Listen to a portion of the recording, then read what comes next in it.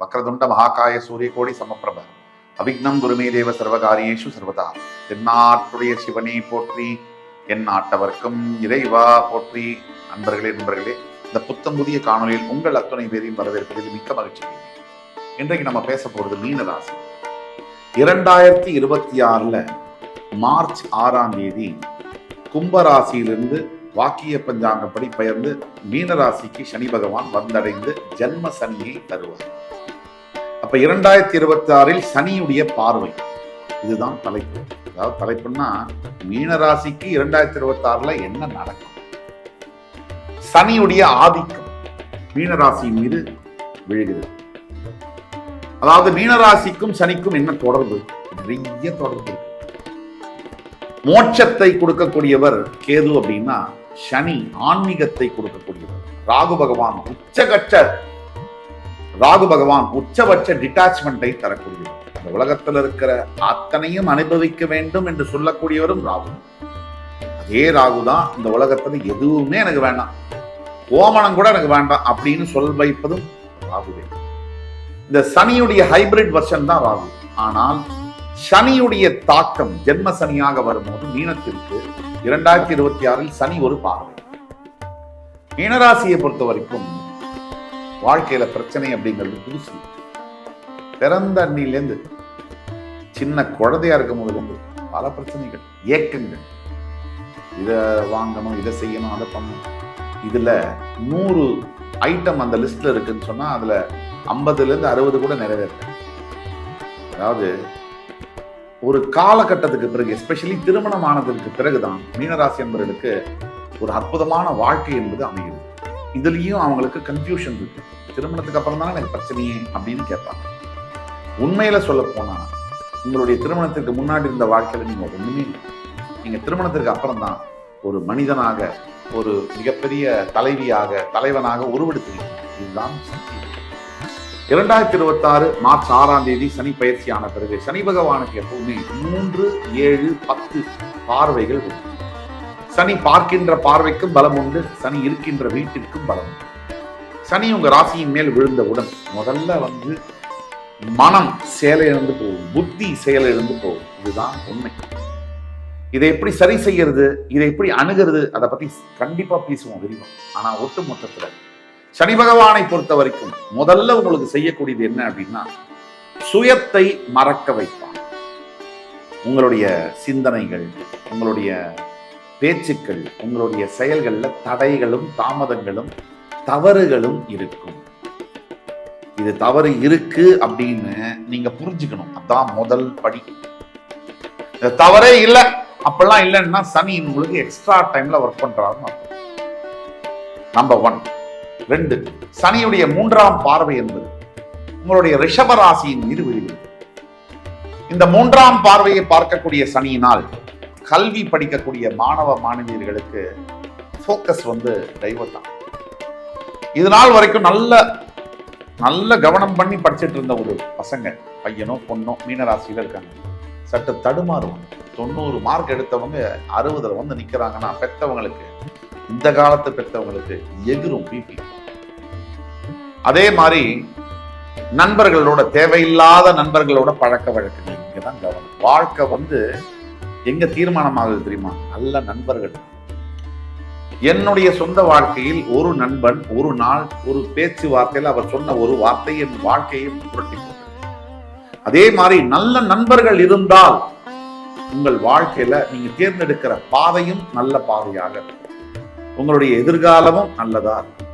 நல்ல நண்பர்கள் இல்லாம ஜாலிக்காக, டெம்பரரி சந்தோஷத்துக்காக நீங்க ஏதாவது ஒரு கச்சாமுச்சா ஆள நண்பரா தேர்ந்தெடுத்தீங்கன்னா அது பெண்களுக்கு, தோழிகளும் சரி தோழர்களும் சரி, முடிஞ்சது. இது அனுபவத்துல சொல்றது. கெட்ட காலம் வந்துருச்சுன்னா நல்லதை கேட்க கூட நம்மளால முடியாது. இதுதான் உண்மை. அப்போ நல்ல காலம் இருந்துச்சுன்னா தான் நம்மளால நல்லதை கேட்க முடியும், கனெக்ட் பண்ணிக்க முடியும். இதை முதல் நீங்க புரிஞ்சுக்கணும். 3ஆம் பார்வையால் நண்பர்களால் தொல்லை வரும். பெரியவங்களுக்கு, சின்னவங்களுக்கு, எல்லாருக்கும். பெரியவங்களை பொறுத்த வரைக்கும் ஜென்ம சனியில நண்பர்களால் என்ன தொல்லை வரும்? உங்களுடைய மனைவியை பத்தியோ கணவரை பத்தியோ அவங்க ஏற்றி விடுவாங்க. இந்த காலத்துல நண்பர்கள் பண்ற வேலை என்ன தெரியுமா? அதுவும் ஒரு பெண்களுக்கு இருக்கக்கூடிய பெண் தோழிகள் என்ன பண்றாங்க தெரியுமா? இந்த மனைவி போய் அவங்கள்ட்ட சொல்லுவாங்க, என் குடும்பத்துல இந்த மாதிரி பிரச்சனை இருக்கு, கணவர் இப்படி பண்ண. அப்படியா? சும்மா விடாதே அவனை, முதல்ல கம்ப்ளைண்ட் கொடுத்து உள்ள போடும். உனக்கு இருக்கிற அழகுக்கு, நீ படிச்ச படிப்பு, எப்படிப்பட்ட வாழ்க்கையை நீ வாழலாம் தெரியுமா இப்படின்னு சொல்லக்கூடியவங்க தான் முதல்ல இருக்காரு. இவங்களுக்கு இதனால என்ன லாபமோ இல்லையோ, அடுத்தவங்க வீடு கெட்டு போயிடுச்சுன்னா அப்படியே 1/2 கிலோ அல்வா சாப்பிட்ட மாதிரி இவங்களுக்குலாம். வேற இவங்க தான் உங்களுக்கு உற்ற தோழர்கள், தோழிகள். இதே தான் மேல் ஃப்ரெண்ட்ஸ் சொல்லுவானா, ஒரு 2 நாள் கழிச்சு சொல்லுவாரு, அவ்வளவுதான். மச்சான் அதை உர்றா, நீ என்னடா, நீ எப்படிப்பட்ட ஆளு, உனக்கு எப்படிலாம் நீ வாழணும் அப்படின்னு அவர் இவர் தான் ஒரு வீடு கட்டி கொடுத்து செங்கல் வச்சு வாழ வச்ச மாதிரி. உண்மையான நண்பர்களாக இருந்தால், குடும்பத்தில் இருக்கக்கூடிய பிரச்சனைகளை நீங்கள் பகிர்ந்தால் ஃபர்ஸ்ட் அவங்க வார்த்தை என்ன தெரியுமா வரும்? நீ கவலைப்படாத, அமைதியாக இருக்கு, உன் பக்கம் நியாயம் இருக்கு, இருந்தாலும் அவர்களுடைய பக்கமும் இந்தந்த நியாயங்கள் இருக்கு, 2 பேரும் உட்கார்ந்து பேசினா இது சரியாயிடும் இப்படின்னு சொல்றவங்க தான் உண்மையான நண்பர்கள், தோழர்கள், தோழிகளாக இருக்க முடியும். ஏத்தி விடுறவங்க எப்படி உண்மையான ஃப்ரெண்ட்ஸா இருக்க முடியும் கேட்டா, என்னோட ஃப்ரெண்டு மண்ணாங்கட்டி. ஃப்ரெண்ட்ஷிப்பை விட கணவன் மனைவி உறவு தான் பெருசு. ஃப்ரெண்ட்ஷிப் பெருசு தான், அது எந்த நிலையில் அப்படிங்கிறது பொறுத்து இருக்கு. கணவன் மனைவி உறவு என்பது சாகர வரைக்கும் வரக்கூடிய உறவு. எந்த ஃப்ரெண்டாவது சாகர வரைக்கும் வருவாங்களா? குறிப்பிட்ட சில பேர் வருவாங்க. செத்தா வரைன்னு சொல்ற ஃப்ரெண்ட்ஸ் அதிகமா இருக்காங்க இன்னைக்கு காலகட்டத்தில். அதனால அது ஒண்ணு. இந்த 3ஆம் பார்வையினால ஃப்ரெண்ட்ஸ் கிட்ட ஜாகிரதையா இருக்கும் மீனராசி என்பது. அடுத்தது 3ஆம் பார்வையால பார்ட்னர்ஷிப் கம்பெனில நீங்க பார்ட்னரா இருக்கீங்கன்னா, this is the time. உங்களுக்கு ரொம்ப நீங்க கவனமாக இருக்க வேண்டியது. அடுத்தது சனியுடைய 7ஆம் பார்வை. சனியுடைய 7ஆம் பார்வை என்பது ராசியின் 7ஆம் இடத்தில் விழும்போது சும்மாவே இருக்கக்கூடிய கணவன் மனைவி பிரச்சனை என்பது ஜோதி ஸ்வரூபமாக திருவண்ணாமலை ஜோதி மாதிரி இருக்கு. கணவன் கிட்டயோ மனைவி கிட்டயோ நீங்க இந்த கொடசல் பண்றது, குதர்க்கமா பேசுறது, இதெல்லாம் பல கணவன்மார்கள் மனைவிமார்கள் பண்ணுவாங்க. அதுலயும் இந்த மனைவிமார்கள் இருக்காங்களே, நான் பெண்களுக்கு எதிரோ மனைவிக்கு எதிரோ சொல்ல, உடஞ்சி எடுத்துருவாங்க அப்படியே ட்ரில் ஹோல்ஸ் போட்டு. அந்த ஆளு பாவம் வேலைக்கு போயிட்டு வரானே, அவனுக்கும் வசதி இருக்கும், உடம்பு என்ன பெரிய ஆம்பளையா, என்ன இது, அது இதெல்லாம் கேட்டு இன்னைக்கு காலகட்டத்தில் மிகவும் தரைகுறைவாக பேசி கணவன் கிட்ட போட்டி போடுறதுனால உங்களுக்கு சத்தியமா சொல்றேன், அன்னைக்கு வேணா மனசு ஆறுதலா இருக்கும், ஜெயிக்கலாம். லாங் டேர்ம்ல உங்க வாழ்க்கை வேஸ்டா தான் இருக்கு. நான் பாக்குறேன் பல பேர் இதேதான் கணவன்மார்களுக்கும் மனைவியை ஏமாத்துறதும், அவங்கள பொய் சொல்றதும், அவங்கள கண்ணாப்பினான் கெட்ட வார்த்தையில திட்டுறதும் அடிக்கிறதும் நல்லதே இல்லை. அவங்க பேசுறது பிடிக்கலையா, சட்டையை மட்டும் வெளியே கிளம்பிடும். இதைத்தான் இன்னைக்கு மீனராசி நண்பர்கள் பண்ணணும். மீனராசியில் இருக்கக்கூடிய கணவன்களும் மனைவிகளும் நாம் பேசுறது தான் அவங்க பண்ணணும். அதே மாதிரி சனி பகவானுடைய பார்வை 10ஆம் பார்வை என்பது உங்கள் ராசியிலிருந்து 10ஆம் பார்வை என்பது விழும். 10ஆம் இடத்துல வரக்கூடிய பார்வை என்பது கர்மஸ்தானம். வேலை செய்கிற இடத்துல சாதாரணமாவே வேலை நமக்கு கொடுக்கிறவங்க நம்ம மேல ஆதிக்கம் செலுத்தத்தான் செய்வார்கள். இது ஆங்கிலத்துல ஒரு வாக்கியம் உண்டு, the stronger will always dominate the weaker. ஒரு எடுத்துக்காட்டுக்கு புலி மானை கண்டா டாமினேட் பண்ணதான் செய்யும். அதே மாதிரி ஒரு நாய் பூனையை கண்டா டாமினேட் பண்ணதான் செய்யும். யானை புலியை கண்டா டாமினேட் பண்ணதான் செய்யும். இப்படி எப்பவுமே எந்த ஒரு இதுவும் எது ஸ்ட்ராங்கா இருக்கோ அது வீக்கா இருக்கிறத டாமினேட் பண்ணும். இது பிரபஞ்சத்தின் நியதி. இதுல குறை கூறுவதற்கு ஒன்றுமே இல்லை. அதாவது the bird eats the ant when the ant is dead. The ant eats the bird when the bird is dead ன்னு சொல்லுவோம். இது ஒரு சுழற்சி முறைன்னு.